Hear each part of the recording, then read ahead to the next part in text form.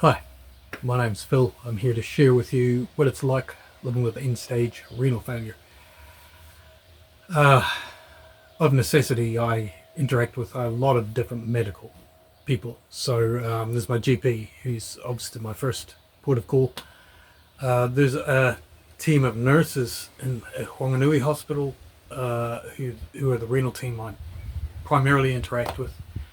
They're part of a larger renal team, which is Palmerston North Hospital, and overseeing all of those people is the nephrologist who's in charge of my care.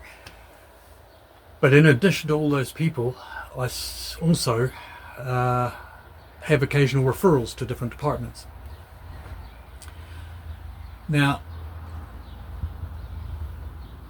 I need to take responsibility for my own healthcare. I mean, obviously, all those people who I just mentioned are themselves dealing with many, many, many patients, and they're going to do the very best they can to stay on top of things. However, I need to be sure I understand what's happening, and that I'm happy with the steps being taken in my healthcare. That's my responsibility, not theirs. As you might be able to see, I've just finished dialysis. Normally, I would just head straight out into the lounge, have my dinner, sit in front of TV before I went to bed. That'd be what I'd normally do after dialysis. But I've received a letter, and I can tell from experience that this is an appointment, probably at the hospital. It's a medical appointment anyhow. And I have once received one of these notifications less than an hour before I was due to be at the appointment, and seeing a half an hour drive from anywhere this appointment would possibly relate to, I just want to make sure I don't get caught out tomorrow. In fairness to the people who sent out the appointment on that occasion, it just so happened that the mail delivery day fell on the day of the appointment, so there's nothing anyone could have done about it, and they were quite accurately scheduled.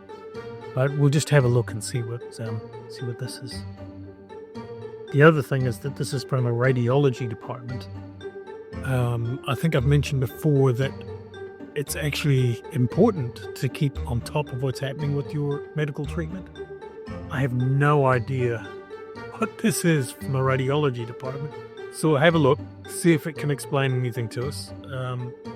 And if not, we'll have to chase it up. So, no, it's a few weeks away, so that's all right.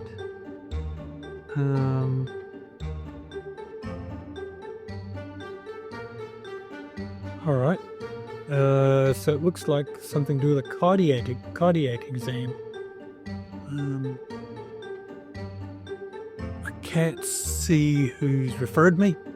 I can't see that my specialist's name is down or anything else. So what I'm going to do tomorrow is I'm going to call the renal team and see if they can find out what this is about. I mean, obviously I'm going to the appointment, but I want to know what's going on. I haven't, I'm not aware of anything going on with my heart.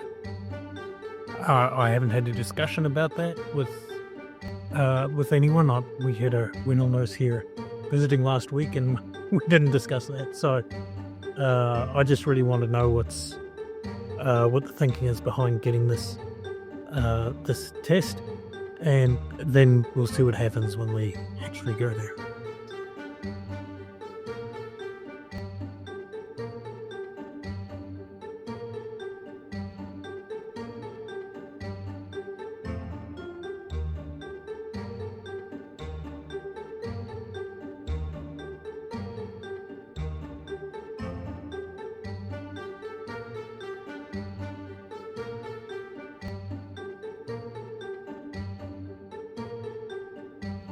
So the mystery of the surprise referral has been solved. I'm on a transplant list where if a kidney becomes available and I'm the best match and the highest priority person on the list, I'll get the call to come to Wellington and hopefully have a transplant. Now, obviously, an organ transplant is expensive and no small undertaking.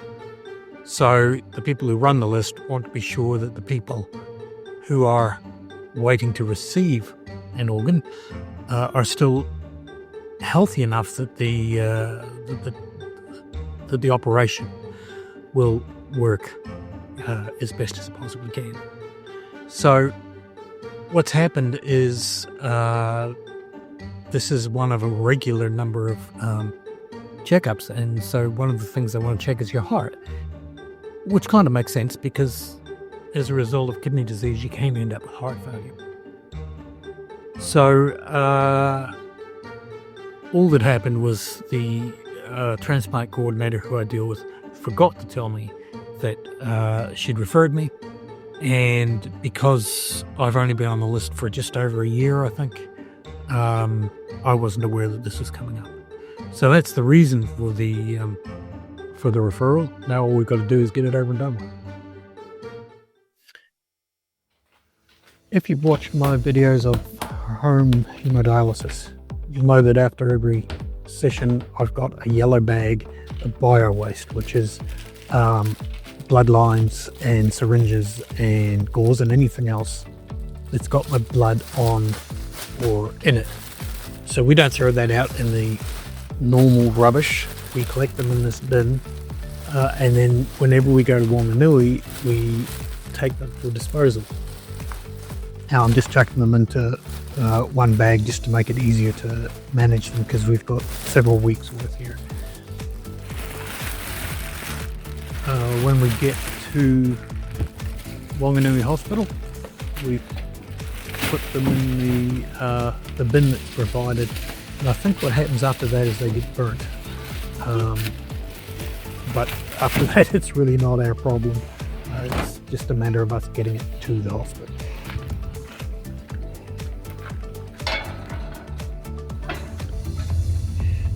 Because it's something like a half-hour trip each way to Wanganui, we try and make the most of every trip. So after dropping off the bio waste, we made our way up to Lambie House, which is where the renal unit is based, and picked up a couple of filters and some alcohol wipes, things that I was just running low on in terms of looking after the machine, and then on to the main event.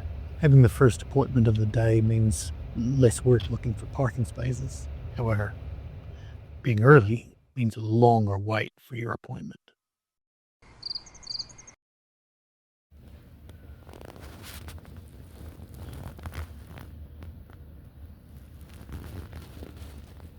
Apart from the poking and prodding that I'm pretty much used to now, the scan was fairly uneventful. My heart's fine, no reason to be taken off the transplant list, so happy result. Anyway, we headed off home and enjoyed the rest of the day. Thanks for taking the time to watch this video. If you enjoyed it or found it interesting, I'd appreciate it if you could hit like.